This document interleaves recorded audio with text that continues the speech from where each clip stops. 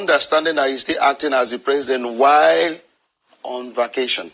The president is on vacation. The constitution recognizes only vacation or is unable to, or when it's official duty. There is nothing like private visit in our constitution. The president is clearly on vacation. So taking the law for him to sign while he's on vacation is clearly illegal. And he does not even speak well of us. My argument is that why they rush? If the president is on vacation and that is a law passed, why don't you come to the country and probably sign this bill in Aso Rock and not in London? Because of the fact that he has failed to do what he's supposed to do, he is still acting as a president even while he is on vacation. There is no official, private visit under our constitution. The president, simpliciter, is on leave. Whether he has breached or he has not breached. And if he has breached, then the National Assembly must act. And the Constitution says 21 days. Now, let me tell you this.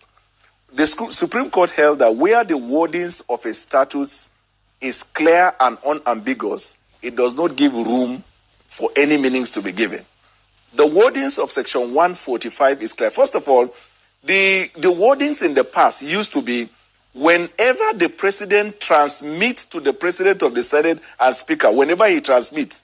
So it left the discretion with the president whenever he likes to transmit, home or away. Now, when Yar'Adua was taken abroad, he was unconscious. So he fell on the first limb, where it says unable. But there is the second limb where it says fails.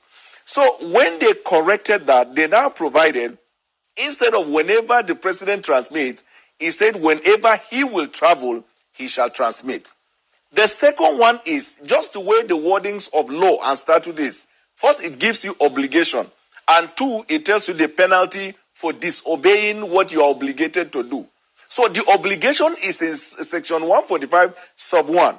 That when he is traveling on vacation or he is unable to perform the function of his office, he shall transmit.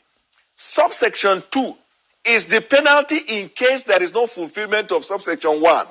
It says where the president, it says in fact, in the event. What is in the event? It's talking about what happened or what is going to happen. In the event that the president, number 1, is unable to, and number 2, or fails. Unable to gives a situation where the president is sick or incapacitated. Fails to contemplate the political realities or contemplation based on politics, that he may choose not to do it. Now, but the wordings of the Constitution is clear. In the event that is unable to or fails to, the National Assembly within 21 days, if he does not do that, will then mandate the Vice President to act. In other words, Buhari is currently away to the United Kingdom on a 2-week private visit without transmitting power to Vice President Yemi Osinbajo. Has the President in any way committed any constitutional infringement by his action? He said, just like his earlier visit to the United Kingdom in April this year, the President again failed to transmit power to the Vice President of Nigeria, Professor Yemi Osinbajo, in accordance with Section 145 of the Constitution. The section mandates the President to transmit power through the National Assembly to his Vice President to take charge of the country in his absence. The drafters of the Constitution have genuine reason to insert such a section in an important document like the Constitution, one of which is to ensure that vacuum does not exist, and also to give a sense of belonging to whoever the country has elected as vice president to the president of the country. The most important reason may be also the fact that presidential duties are enormous and any hard-working president deserves to take a rest from the onerous burden of the presidency and allow his deputy to man the office while he rests and resumes refreshed for the task ahead. When President Yar'Adua was in power and took it and failed to hand over the reins of power to the then Vice President, Goodluck Jonathan, that failure created so much crisis that the National Assembly had to devise the doctrine of necessity to obviate the conflagration that was about to blow up in the country then. It was not a pleasant time for Nigerians, as West, like the president, can rule from anywhere in the world, rented the air to the annoyance of majority of Nigerians. Sadly, we are being treated shockingly in the same menu under the new dispensation. In 2010, the National Assembly, in conjunction with 36 states' houses of assembly, cured the defect by inserting subsection 2 to the section 145 to the 1999 Constitution to avoid a repeat of that ugly incident. The sum total of that subsection is that if the president fails, refuses or neglects to transmit power to his vice president, the National Assembly is mandated after the period of 21 days to pass a resolution empowering the vice president to start to act automatically as the acting president of Nigeria. That section did not and never provided that it is only when the president will spend more than 21 days outside the shores of the country that he will be required to hand over power to his vice president. The 21 days provision is meant to give the maximum period the president will be allowed to be in the breach of section 145 of the Constitution as the National Assembly will come in to do what the president ought to have done in the first place by mandating the vice president to act in the place of the traveled president. The president has breached the Constitution, no doubt, by his inability to transmit power to the vice president of the country for the 19 or less that he wants to spend for his private visit in the UK. The private visit has no place in section 145 of the 1999 Constitution in the first place. He is only allowed outside the shores of Nigeria for official visits, medicals, and or vacations.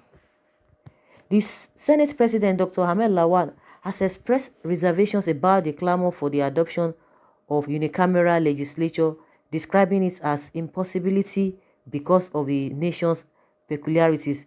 Do you share his view? He said, "My thinking is that nothing in life is sacrosanct. The only thing that is permanent is change. Even if we are adhered to certain procedures over time and years, it doesn't mean we should continue in that forever. I want to look at this issue from the angle of value derivative. What are the benefits we have derived from having bicameral legislature? How has our lives been improved upon by virtue of having both the Senate and the House of Representatives? Is there anything that has positively affected citizens' lives in having these two chambers? If you ask me, my sincere response will be that there is none." So guys, that is it. Whether the president can rule from anywhere. This man has come out to say the president can rule from anywhere, Adams Oshomole. And he says Sagetu, they have their different opinion. Ozukume too said the president cannot rule from anywhere.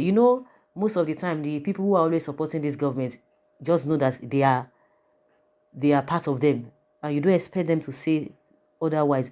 But the question you are going to ask, if they are not part of this government, what will be their response? What will be their position? And that is where we are always having problem.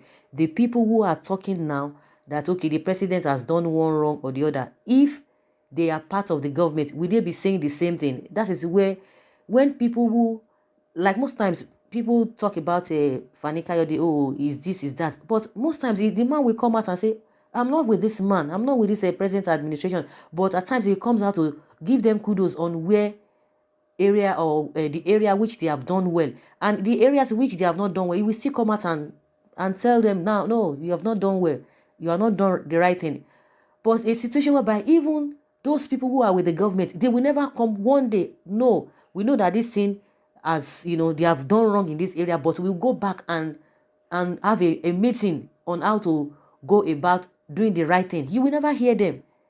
You will never hear them. So that is where the problem lies in this country. We are always covering the truth just because we are related to the people in power, or we have an affiliation with them, or we are benefiting one thing or the other from them. We'll be close and will back the truth, which will not help us in the long run. If you know that your government or people in government that you are close to, they have done the wrong thing at a particular time, you come out and say it, but you must put it the way that, okay, that people will really understand that, okay, you are not really a biased person, that you will go back to the drawing board to make everything, okay, maybe there was something wrong, along the line, that you as a party will come together and make things right. But no, everything, no matter, they will look for a way to defend. Even things that are glaring, even to the blind, they will be defending. So how do we move forward in that case? Just like the video we watched about the man Ubani, Monday Ubani and Bohala, you could see the whole argument about all of this. The question is that, is it not the same constitution that we have that everybody is interpreting differently? This is really ridiculous. So guys, I would like to hear from you what you think about this whole thing. Leave your comments below in the comment section. Thank you very much. Bye.